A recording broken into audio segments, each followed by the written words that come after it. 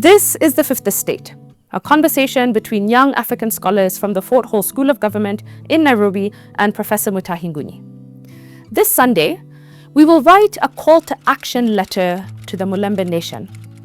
But before we do so, allow us to give a short story to Gachagua, son of the soil. It is from the Decembrist uprising of 1825 in Russia. This rebellion was led by a rebel called Ryliev. After the uprising failed badly, Ryliev was arrested and sentenced to hang. However, on the day of execution, there was a mechanical problem. The rope around his neck broke and he fell to the ground. As he got to his feet, he yelled to the crowd saying, "In Russia, they can't do anything right. They cannot even make rope." In those days, a man saved like this was pardoned. But as the Tsar signed the pardon order, he asked if the rebel had said anything after this miracle. The messenger replied, "Sir, the rebel said that in Russia, they don't even know how to make rope." "In that case," said the king, "let us prove him wrong." The king tore the pardon order and the rebel was hanged the next day. This time, the rope did not break.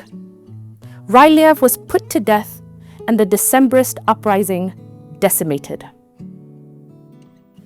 In October 2024, Rigi was sent to the political gallows through impeachment.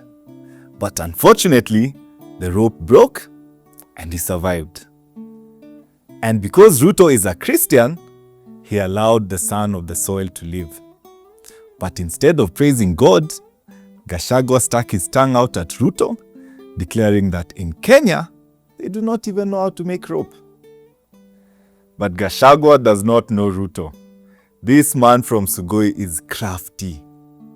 Have you wondered why Gachagua was not prosecuted, given all the accusations of theft tabled in parliament? Where did that evidence go? Or maybe Ruto is waiting for the right time to pounce on Rigi? Zero. Here is the scheme. Dear Kikuyus, who are the legal owners of DCP, the party you have swallowed thoughtlessly? Did you know that DCP is owned by Luhyas? Yes. Check the records. The party's legal instruments are in the hands of Luhyas. And did you know that Gachagua is not the DCP party leader in law? Facts. He is not. Malala is a bona fide leader. What is our point? If the Luhya owners of DCP decide to sell the party to Ruto, where will Gachagua take them? Nowhere. And could they actually sell the party to Ruto? Absolutely yes. But is this the scheme? And the answer is, why not? Dear Mulembe Nation, the rhythms of time are beckoning. They're sending a call to action memo to your elders, and they are calling you to awake from deep slumber since independence in 1963. You are the second largest voting bloc in Kenya, yet your impact on national politics is zero. Why? Yes, the nation demands an answer. Mzee Moi colonized you for years. Then Raila took over the colony. Now the two men are dead from old age. And you have no leader. Are there no circumcised men amongst you? Or have you left the age when men were men and women loved it that way? Dear Mulembe Nation, power is not given. It is taken. Taken through betrayal, connivance, and brutality. And no one knows this better than William Ruto. Study the man. If the rhythms of time are beckoning the Mulembe Nation, what must be done? 1. Do not bother selecting a leader amongst you. A leader will emerge. Consensus in leadership is never achieved through dialogue. It is achieved through dominance. The dominant alpha male will lead the pack. 2. What is wrong with Mulembe Nation replacing Kikuyus in national politics? Power from Kikuyus will not be given. It will be taken. And the first step is to take DCP. Malala, are you in class today? Dear Kikuyus, if you did not know, now you know. DCP has its owners, and they are Luhyas. They have the legal instruments of the party, and Gachagua is only the party leader because he said so. He has no legal claims to this position. Fact. And if political parties can be sold, DCP will be sold. Not if, but when. The currency of politics is betrayal, connivance, and brutality.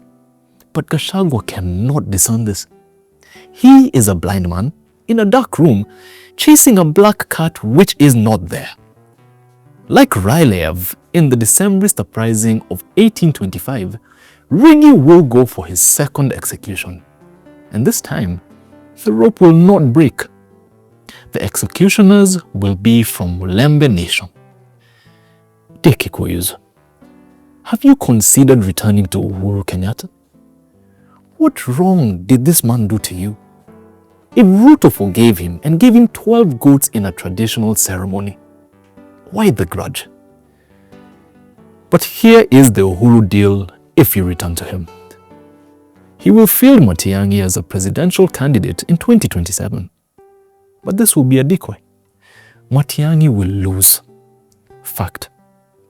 And this is what Uhuru did to Raila in 2022. Raila was a decoy. Uhuru betrayed poor Babaman. But what was his endgame?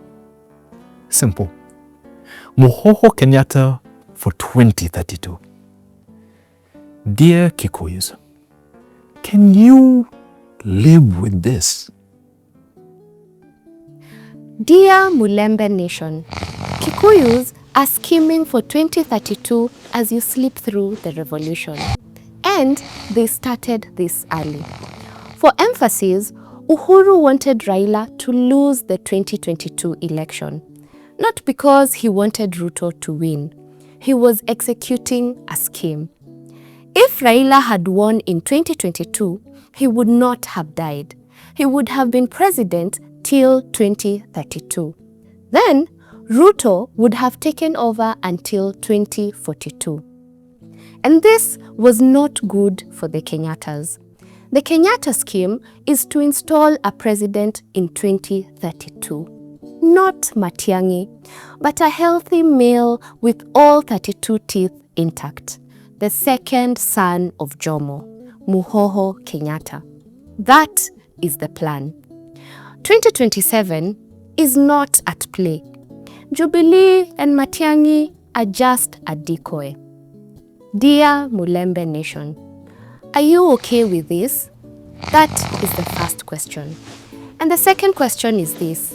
You own DCP and you will sell it to Ruto. But will you do it?